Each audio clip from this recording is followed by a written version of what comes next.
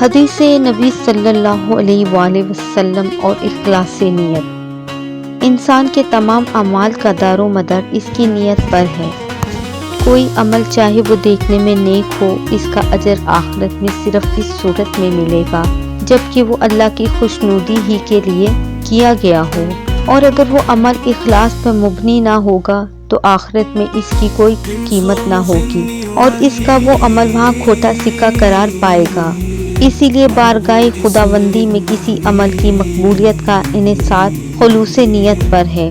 چنانچہ نبی کریم صلی اللہ علیہ وآلہ وسلم نے فرمایا، تمام اعمال کا دار و مدار نیتوں پر ہے۔ اللہ تعالیٰ تمہاری شکل و صورت اور تمہارے مال و دولت کو نہیں دیکھتا بلکہ وہ تمہارے دلوں اور تمہارے اعمال کو دیکھتا ہے۔ اے لوگو، اپنے اعمال میں خلوص پیدا کرو۔ اللہ تعالیٰ وہی عمل قبول کرتا ہے جس کی بنیاد اخلاص پر ہو۔ مومن کی نیت اس کے اعمال سے بہتر ہوتی ہے۔ ایک صحابی رضی اللہ عنہ کو آپ صلی اللہ علیہ وآلہ وسلم نے وصیت کرتے ہوئے فرمایا کہ اپنے دین کو خالص کر، اگر قلب میں اخلاص پیدا ہو گیا تو تھوڑا سا عمل تجھ کو کافی ہو جائے گا۔